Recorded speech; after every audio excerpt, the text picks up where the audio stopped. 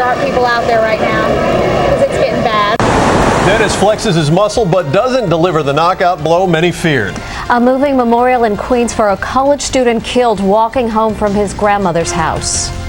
Good evening, I'm Michael Pomerantz. I'm Mary Calvey. Hurricane Dennis packed a powerful punch but is weakening fast. Dennis has been downgraded now to a tropical storm as it moves further inland. Tonight, though, tens of thousands are said to be without power in Florida and Alabama. This afternoon, the storm brought monstrous waves and sustained winds of 120 miles an hour to the Florida Panhandle. President Bush has declared parts of Florida, Alabama, and Mississippi federal disaster areas. CBS 2's Jennifer Donnellan is in Pensacola, Florida, with the very latest on Dennis. Well, President Bush has declared portions of Mississippi, Alabama, and Florida disaster areas. We are here in Pensacola. We were just to the west of the eye of the storm when it made landfall, and you can see what type of damage we were dealing with here. That's a big hotel sign. It came crashing to the ground when Hurricane Dennis came crashing ashore. It was the strongest storm on record this early in the season, but Hurricane Dennis was far more mild than menacing when it finally came ashore. Just hours after the eye made landfall near Pensacola, Florida, evacuees left the shelters and headed for home. It seems to not have been as bad as I thought it was going to be. The storm passed. I got to tell you, the folks walked out. Collective sigh of relief. Very different picture than we saw after Hurricane Ivan. Dennis followed the same path as Ivan just 10 months ago, and many expected more of the same. When it arrived, Dennis was a Category 3 hurricane with top winds clocking in at 120 miles per hour. Enough to move things that didn't normally move, enough to give many a good scare. Let me just give you an idea of how dangerous the situation is right now. We have a close eye on everything that's going on around us. Oh, watch the sign. The Vermont sign's going to go at any minute now. We've got a very dangerous situation. But when the winds calmed and the rain ceased, it seemed most everyone fared better than expected. We did well. Nothing bad happened to the house, which is what I was worried about. The Gulf Coast states didn't get off scot-free, though.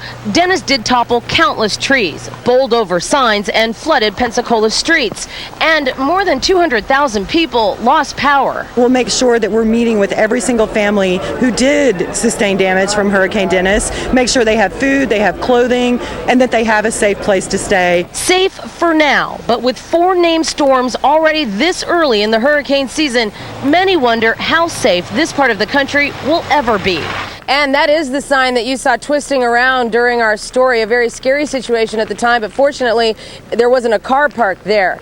Now, as for the latest, we do have evacuees trying to go home this evening, but they face 2 obstacles. 1, road closures, and 2, curfews. Police want emergency authorities to be able to have free access of the roads, and they don't want anyone looting. In Pensacola, Florida, I'm Jennifer Donnellan, CBS 2 News.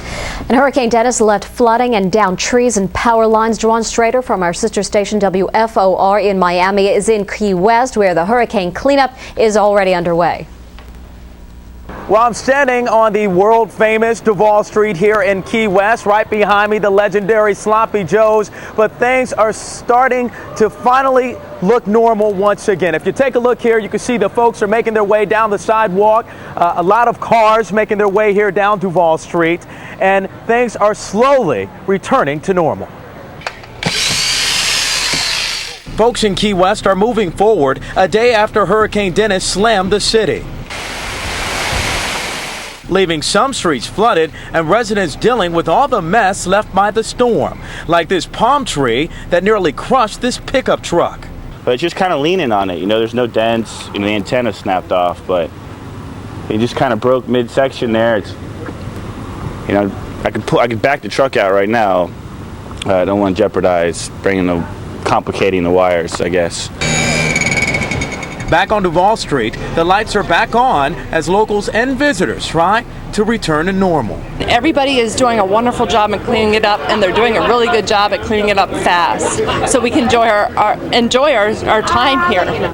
We spoke with city officials today. Good news is that the power is expected to be fully restored here in the Keys by tonight.